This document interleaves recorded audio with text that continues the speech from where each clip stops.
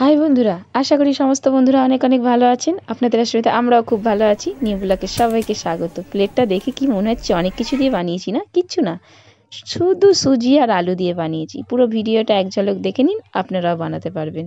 আর সবগুলোই উপকরণ বাড়িতে থাকে, সেই উপকরণগুলো দিয়ে আজকে বানানো।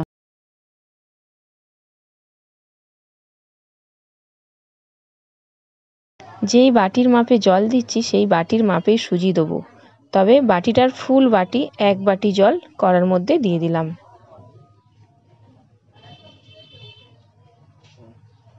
শুকনো কড়াই যে শুকনো লঙ্কা ভাজলাম সেগুলোকে ছোট্ট ছোট্ট করে কেটে নিচ্ছি। চিলি ফ্লেক্স তৈরি হয়ে গেল বাড়িতেই। জলের মধ্যে পরিমাণ মতো নুন দিলাম। নুনটা দেওয়ার পর খুন্তি দিয়ে নাড়াচাড়া করে দেবো।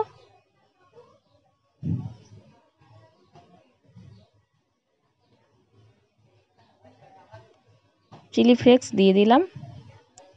এরপর ধনেপাতা কোচানো দিয়ে দিলাম।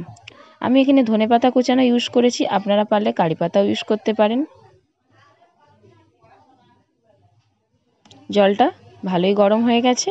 সুজিটা দেখুন বাটির কতটা পরিমাণ কম। ফুল বাটি জল দিয়েছিলাম, সেক্ষেত্রে সুজিটা অল্প কম।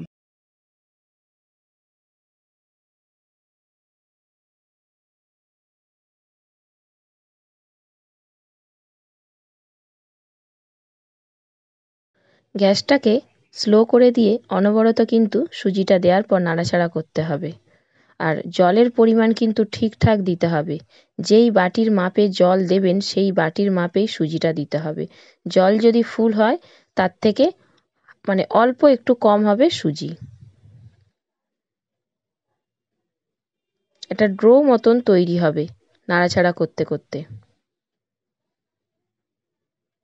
দেখুন পুরো জল কিন্তু শুকিয়ে গেছে, একটা ড্রো তৈরি হয়েছে। এবারে এটাকে আমি একটা থালায় ঢেলে নিলাম।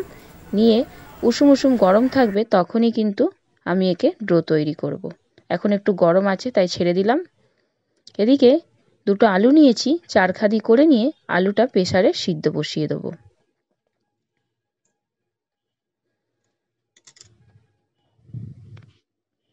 আলু আর সুজি দিয়ে এত সুন্দর যে টিফিন বানানো যায় সত্যি ধারণার বাইরে। অসাধারণ কিন্তু খেতে হয়েছিল।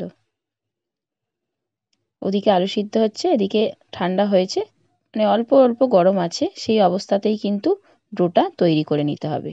খুব ঠান্ডা হয়ে গেলে আবার হবে না।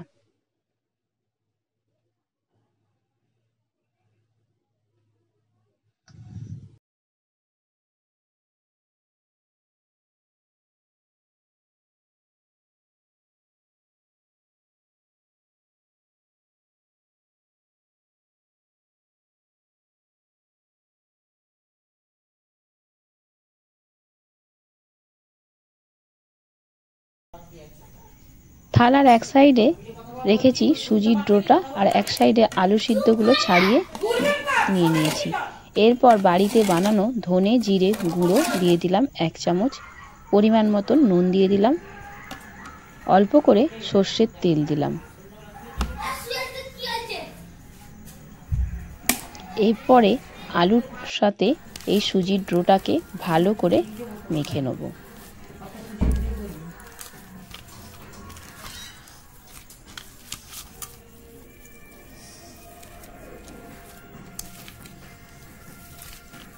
কোনো বন্ধুরা আমার চ্যানেলে নতুন আসলে চ্যানেলটিকে সাবস্ক্রাইব করবেন অনুরোধ করছি। আর পাশে থাকা বেল আইকনটি প্রেস করবেন, তবে নতুন নতুন ভিডিওগুলো আপনাদের কাছে আগে পৌঁছাবে। তবে ভিডিওটা দেখার পর অবশ্যই ট্রাই করবেন, তাহলে বুঝতে পারবেন খেতে কতটা সুন্দর। কমেন্টে জানাবেন আপনাদের কেমন লেগেছে খেয়ে।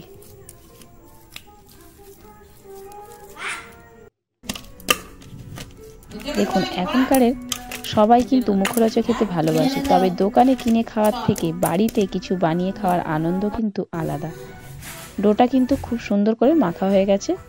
তারপরে হাতটা ধুয়ে নিয়ে হাতে তেল দিলাম। তেলটা 2 হাতে ভালো করে মেখে নিলাম, তাহলে হাতে কি হবে, লাগবে না। আর ছোট্ট ছোট্ট করে নিয়ে নিলাম। একটা ডিজাইন বানাচ্ছি, দেখুন এটা সমস্ত বন্ধুরাই পারবেন।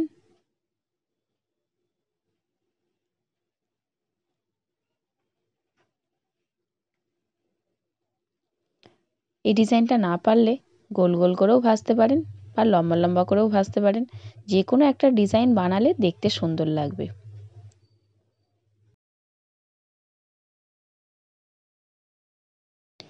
সর্ষের তেল দিয়ে আমি এখানে ভাজবো, তাই তেলটা কড়াতে বসিয়ে দিয়েছিলাম। তেলটা গরম হয়ে গেছে, এবারে একটা একটা করে দিয়ে দিচ্ছি। আপনারা সর্ষের তেল ছাড়াও যদি সাদা তেলে ভাজেন ভাজতে পারেন।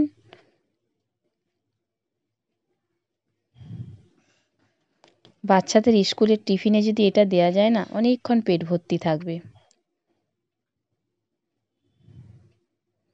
বা বিকেলবেলা এরমভাবে বানিয়ে প্লেট নিয়ে বসে পড়লে বিকালটা কিন্তু জমে যাবে বাড়ির ফ্যামিলির সাথে।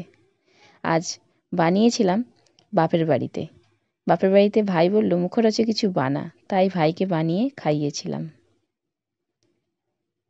উল্টে পাল্টে দুদিকই ভেজে নিলাম, তেল থেকে ছেঁকে তুলে নিচ্ছি।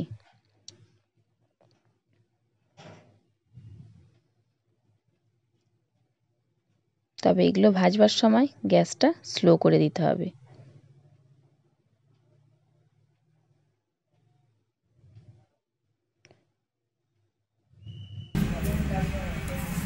আবার অল্প অল্প করে বানিয়ে নিচ্ছি।